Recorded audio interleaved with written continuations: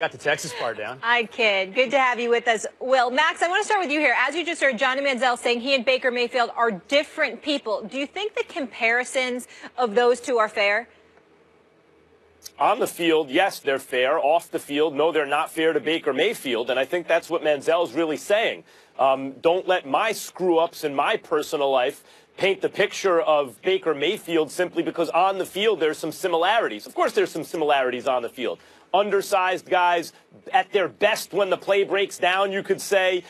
They have a sandlot kind of style. Obviously, their teammates like playing with them. They seem to energize them. They led successful teams. Like there are questions in the pros based on their height, really going to the next level.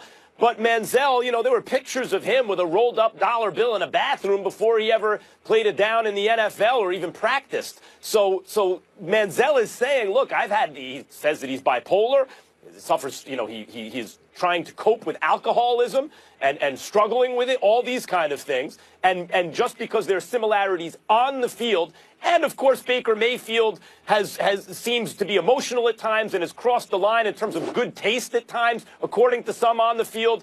Just like Manziel. Manziel's saying, slow down. He ain't just like me. Don't put my stuff on him. And I agree with Johnny Manziel. Go ahead, Will.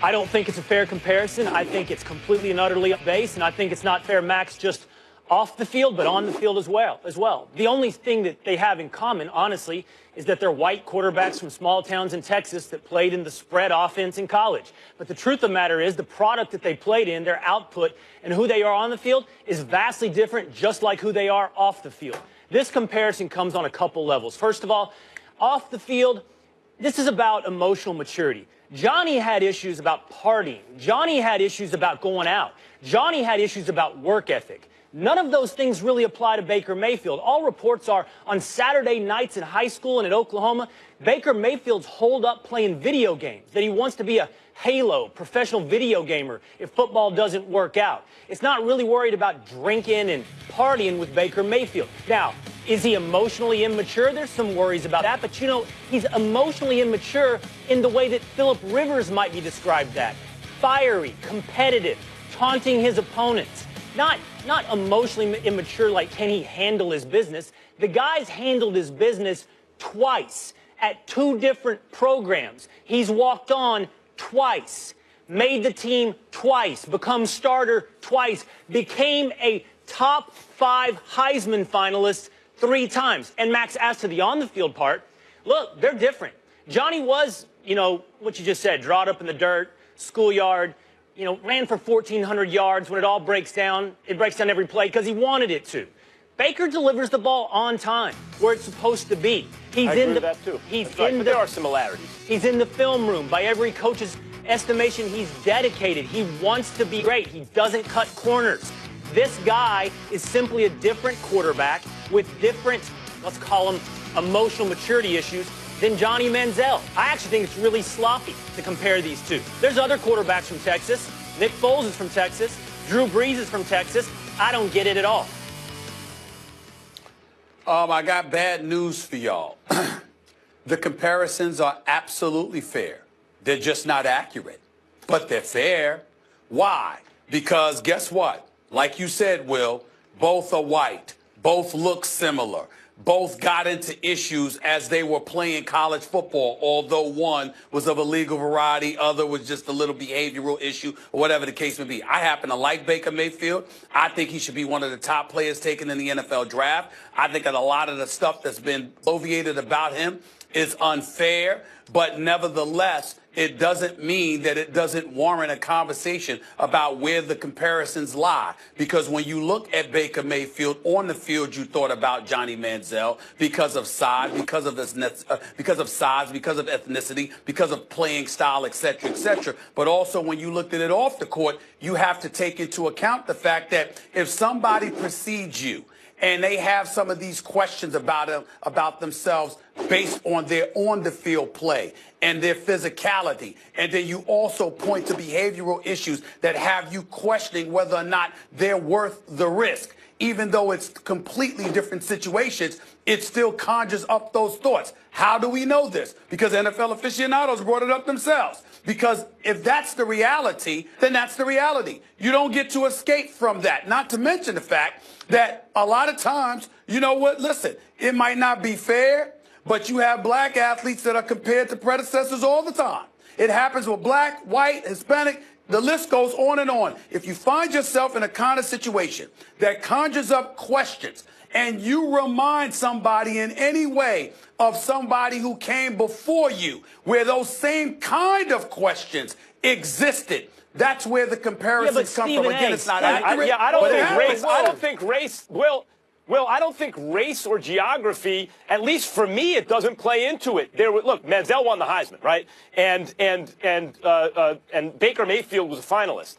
So they're performing at high levels, and they're similar sizes, and they have that thing about them that energizes people. And when you watch them, you go, that guy plays differently than the other good players that I'm seeing in college now. They have swag. You can debate the extent to which they're similar, but they are similar in certain important ways. Okay, hold on. Because they rhyme in some way, because they both have swag. You know who else had swag? Jameis has. Lamar Jackson has swag. Stephen A., in the end, I don't think you get to say it's inaccurate and also fair. It sounds to me, Stephen A., like you're making an argument that turnabout is fair play. That if we say, well, every Euro basketball player reminds us of Dirk. And every time we see a white wide receiver, he's lunch pail, blue collar, in the, dedicated grit guy. And every time we see a black guy, we say talented. Because it's done doesn't make it right. If there's anything, if there's anything here in all of our conversations that I've tried to hold true to, it's judge people as individuals. And I don't care how many times we make the mistake as grouping people together and using them as symbols. It doesn't make it right the next time. I am going to stop talking to both of y'all if y'all keep doing to me what you're doing. What I'm saying is I'm speaking about the reality. I'm not saying it's fair.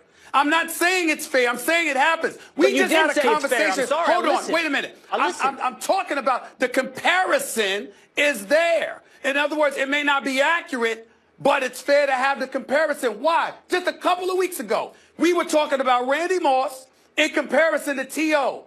T.O. has never been in trouble with the law. Ever. He was a guy that was temperamental and emotional, but came to play all the time. Randy Moss, God bless him. We love having him here at the network and what have you. It was two different situations, but we compared the two. Why did we do that? I'm off my rocker here. We didn't do that. I'm genuinely confused, and I don't want to stop having conversations with you because I respect you on almost all these issues. But you're honestly on almost every issue. But you're saying it's inaccurate, but it's fair to have the conversation. What are we supposed to take away from that? Because what I'm saying to you is this: if you're an NFL aficionado and you're saying is, I have this white, undersized quarterback that I believe has some issues. That's the same thing they were saying about Johnny Manziel. So why would you not have that comparison? Why would you not discuss it? Because it's inaccurate. Will, it seems to me that you're saying they shouldn't be compared because, look, in these various important ways, they're different. No one's saying the extent to which the comparison holds, but a comparison is fair because in important ways, they are similar. Now, and I don't mean race or geography. I mean style of play, the feeling you get when you watch them. Certain behavioral red flags. Now, why is that comparison valid? Because then someone like you might come on and say publicly, let's examine those red flags. In fact, they're quite different. That's valid too, but you don't get to that point without the comparison. The comparison's legitimate. There are important similarities. I fundamentally disagree. If it's inaccurate, that makes it unfair. Not every black quarterback should be compared to Cam, and not every white quarterback should be compared to each other. Stephen A., did you want to say something quickly? I'm not saying that it's about race, like it's a racial issue. What I am saying is the black athlete has to deal with comparisons all the time that they would deem relatively unfair. Yeah. So does the white athlete. The fact that it happens, there's nothing wrong with it. All right, guys. Of course, that's how you dissect whether or not the comparisons are valid or not. We have to agree to disagree. Johnny Manziel joined GMA yesterday. He said he's under medication for bipolar disorder.